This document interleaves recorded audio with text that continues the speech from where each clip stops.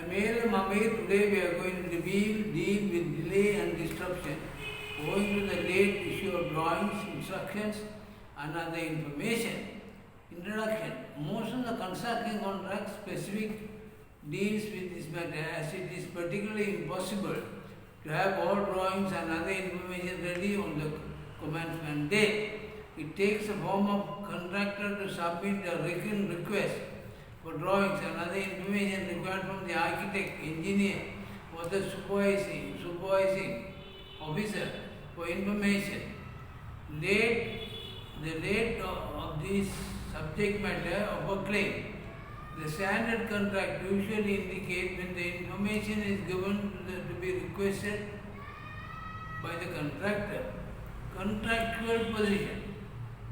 JCT 18 clause 26.21 says, for which is specifically applied in writing, provided such application was made on the date which, having regard to the completion date, was neither unreasonably distant or reasonably close to the date, it was necessary for him to receive the same.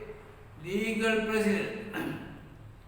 In the case of the London Borough of Mayton versus Stanley Hugh Leach Limited, 1985, 32 BLR 51.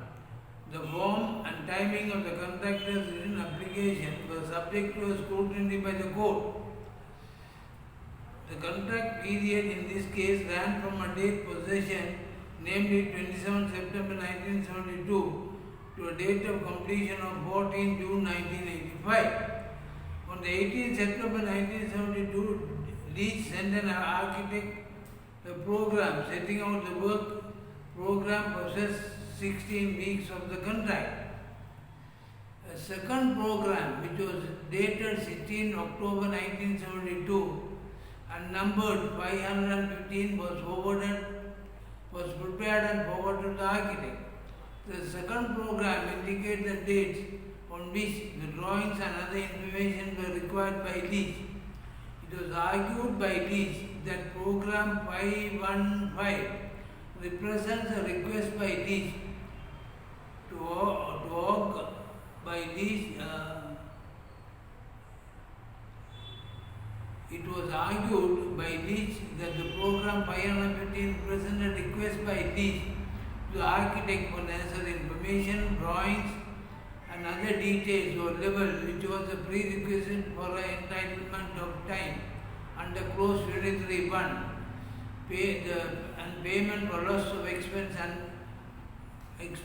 and under clause 24(a).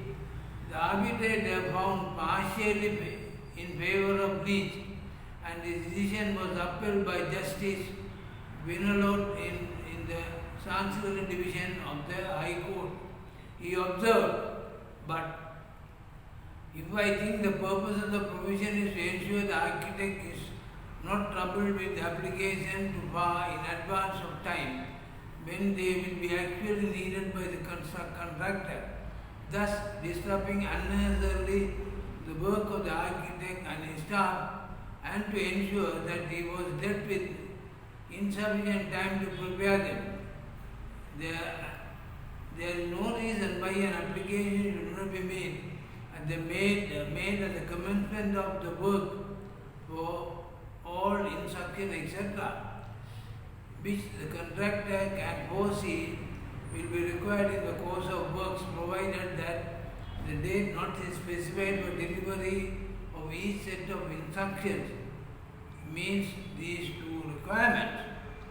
Of course, if it does so and the works do not progress strictly in accordance with this plan, some modification may be required to be prescribed, timetable and the subsequent furnishing of the instruction and the like.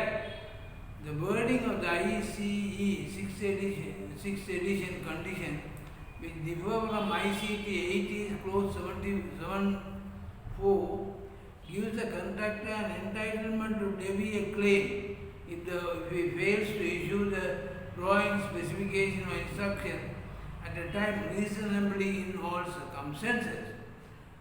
In the United Kingdom case of Nodex Limited versus Borough Swinton London and Penbury in 1995, 5 BLR 34, Diplock J interpreted the words reasonably in all circumstances as follows.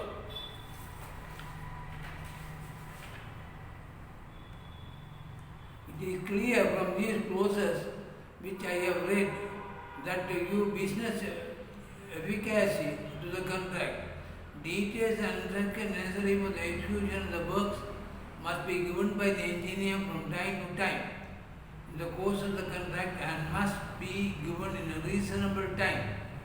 In giving such information, the engineer is acting as an agent for his principals, the corporation, and if he fails to give such instruction within a reasonable time, the corporation is liable in damages for breach of contract. But his reasonable time does not depend solely upon the convenience and financial interest of the claimant. No doubt is to be interested to have every detail cut and dried on the day of the contract is signed. But the contract does not contemplate that. It contemplates further details and instruction being provided, and the contractor is to have time to provide them, which is reasonable having regard to the point of view of him and his staff, and the point of view of the corporation as well as the point of view of the contractor. Clause 6.4 of Dubai Municipality Contracts provides for the contractor to be awarded an extension of time and additional cost when drawing specification or instruction are issued late. The contractor, however, must give notice under clause 6.3, warning the engineer of the need for the information, why it is reached by when, why it is reached and by when. Technical auditor's role. The technical auditor's role in evaluating the entitlement of the contractor first to concentrate on the conditions of contract. That is the starting point, and the same is the intention of the parties before the contract is signed. Then comes the notices, the details of entitlement, etc. The spirit of contract, that all parties have to keep the damage to the absolute minimum, should be considered. The technical auditor should be fair. He should be conversant on all these legal precedents regarding this. Thank you.